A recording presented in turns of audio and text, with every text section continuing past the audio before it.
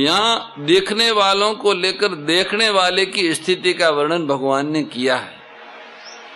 समबुद्धिर विशिष्यते कहा है। देखने वाले में जो समबुद्धि होती है वह हरेक को दिखती नहीं है, पर साधक के लिए तो वो ही मुख्य है, क्योंकि साधक मैं अपनी दृष्टि से कैसा हूँ ऐसे अपने आप को देखता है। वो दूसरों की दृष्टि से अपना मूल्यांकन नहीं करता है।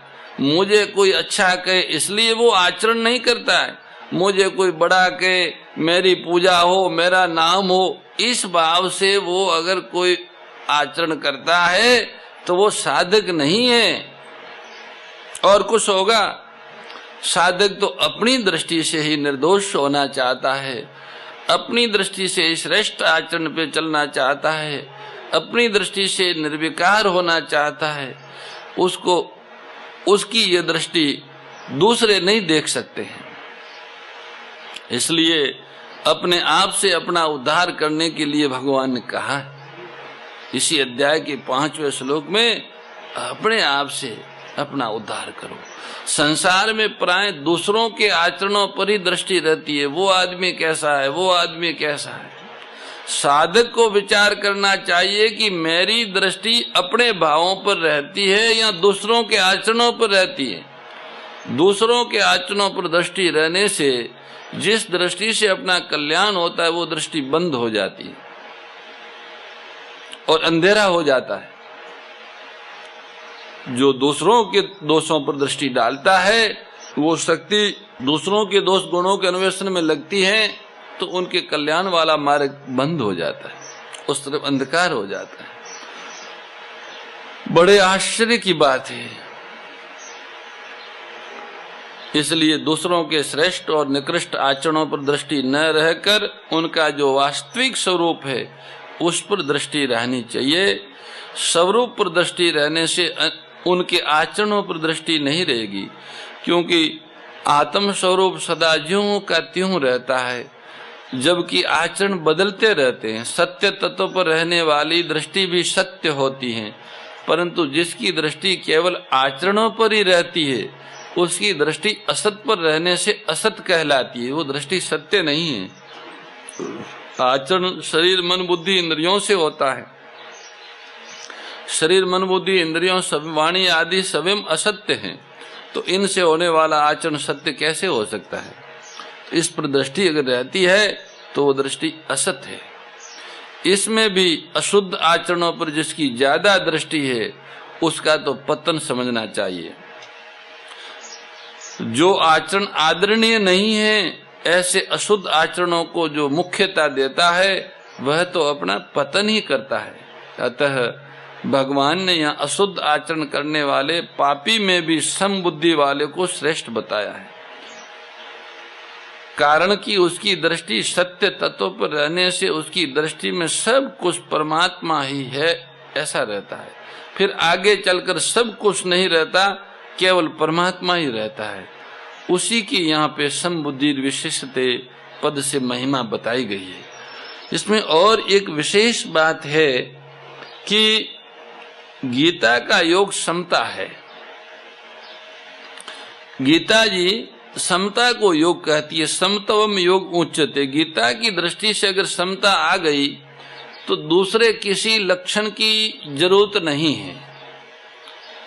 जिसको वास्तविक समता की प्राप्ति हो गई उसमें सभी सद्गुण सदाचार अपने आप आ जाएंगे, उसकी संसार पर विजय हो जाएगी।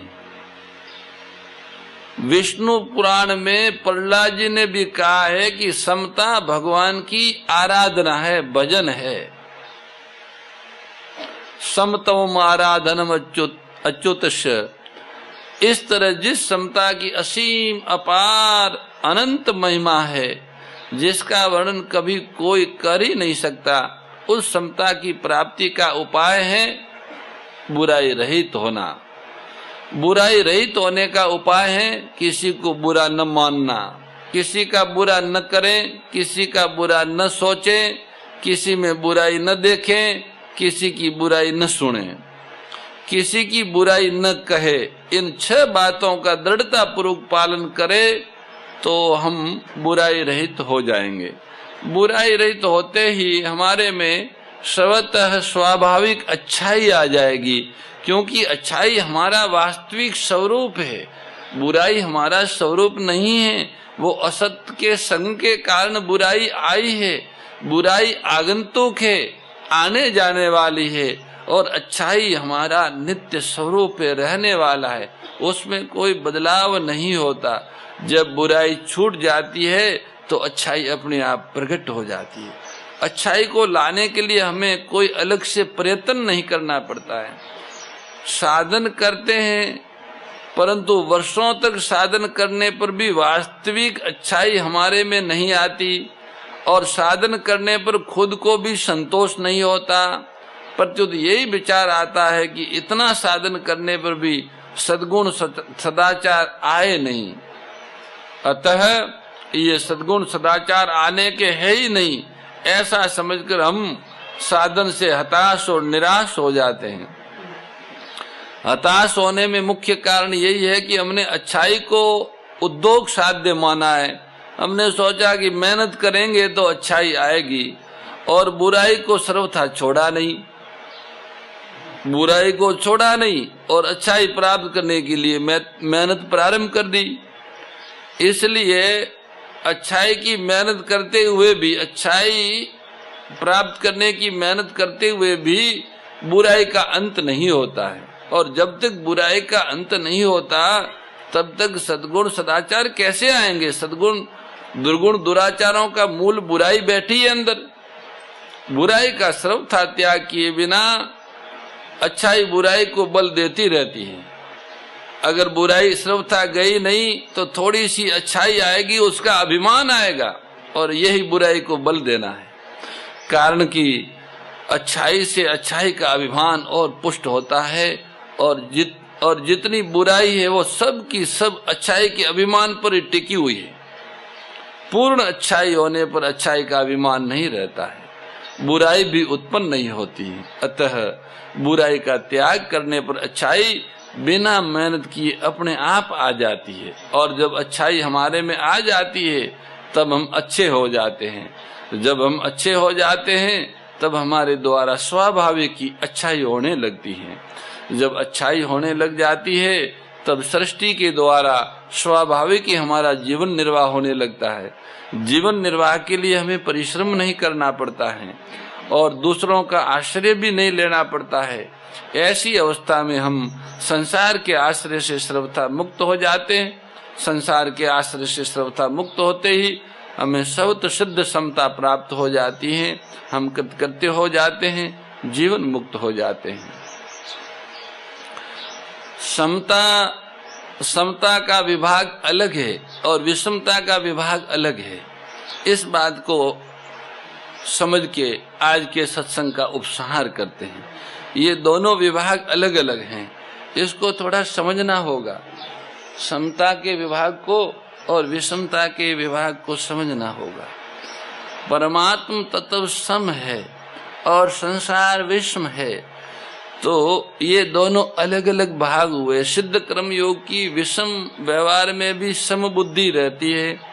बर्ताव करने में जिनसे कभी एकता नहीं हो सकती, एकता करनी भी नहीं चाहिए और एकता कर भी नहीं सकते, उन मिट्टी के ढेले पत्थर तथा श्रवण में और सुहृद मित्र वैरी उदासीन मध्यस्थ द्वेष्य साधु तथा पापी व्यक्तियों में भी उसकी समबुद्धि रहती है।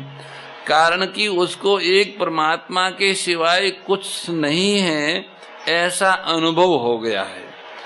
ऐसा अनुभव होने से उनकी बुद्धि सम हो गई।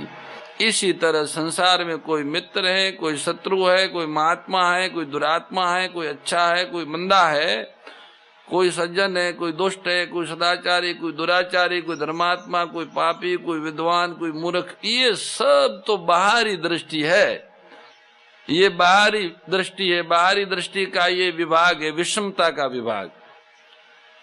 पर दूसरा विभाग जो समता वाला है, तत्व की दृष्टि से, तत्व से देखे तो सब के सब एक भगवान ही है। एक भगवान ही अनंत रूपों में प्रकट हुए। जानकार मनुष्य उनको पहचान लेता है, दूसरा नहीं पहचान सकता। स्नान करते समय शरीर में साबुन लगाकर दर्पण में देखे तो शरीर बहुत बुरा भद्दा दिखेगा, कहीं फफोले दिखेंगे, कहीं लकीरें दिखेगी, परंतु ऐसा दिखने पर भी मन में दुख नहीं होगा।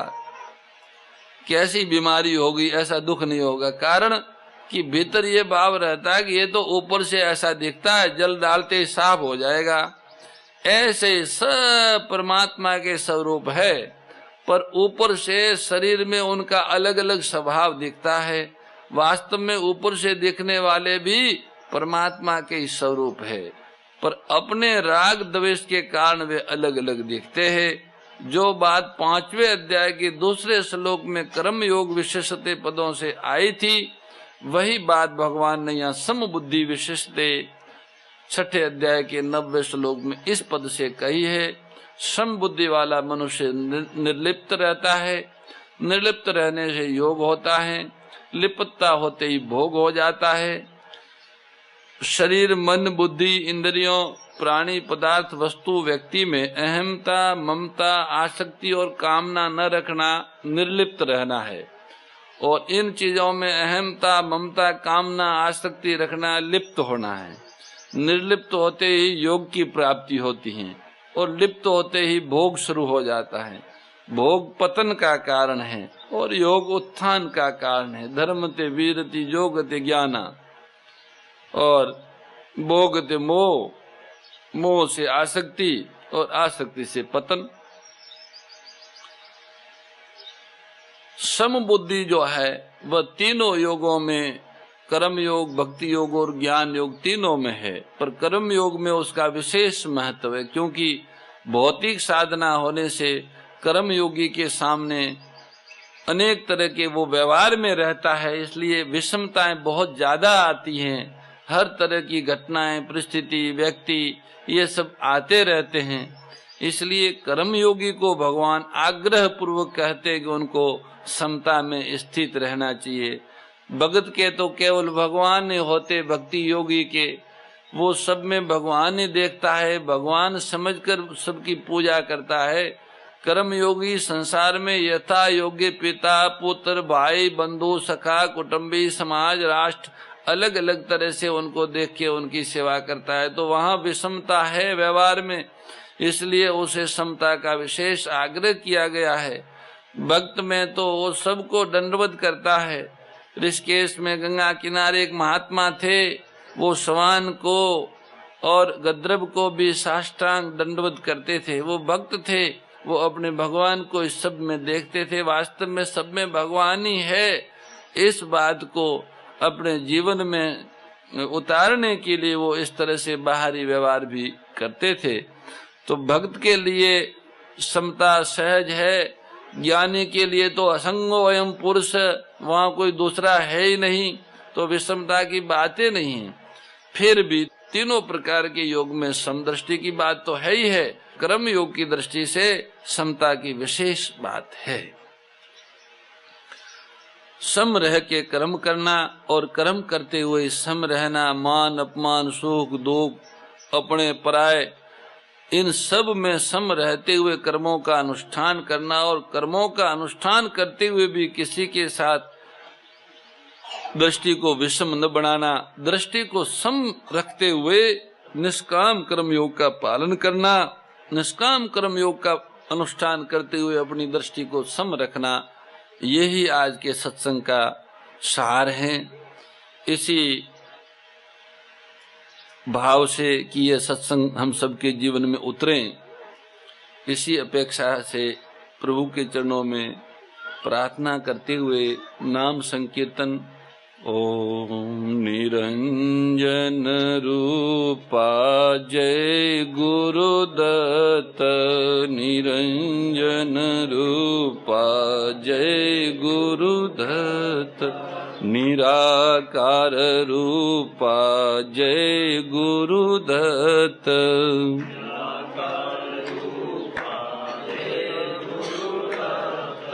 हरि ओम तत्सत् जय गुरुदत्त।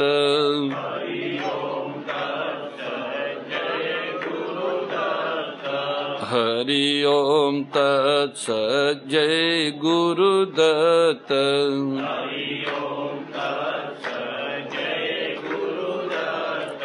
ओंकार रूपा जय गुरुदत्त।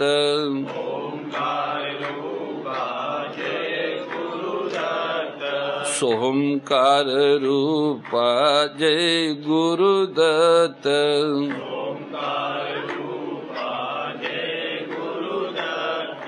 हरि ओम तत्सत् जय गुरुदत्त।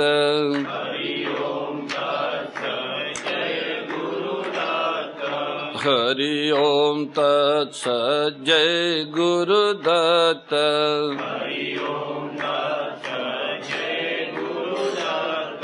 वेद स्वरूपा जय गुरुदत्त।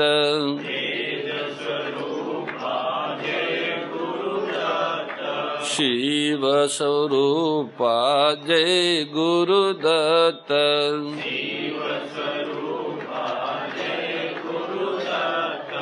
हरि ओम तत्सत् जय गुरुदत्त।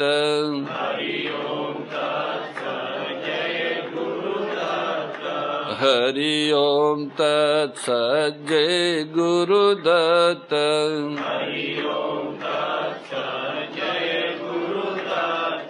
ब्रह्म स्वरूपा जय गुरुदत्त।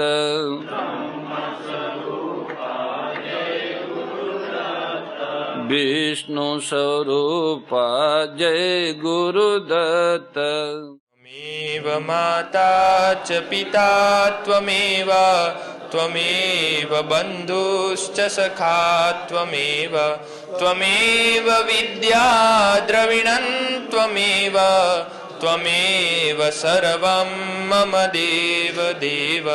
नमोऽस्त्वनन्ताय सहस्रमूर्तये सहस्रपादाक्षिशिरोरुबावे सहस्रनाम्ने पुरुषाय शाश्वते सहस्रकोटियुगधारिणे नमः।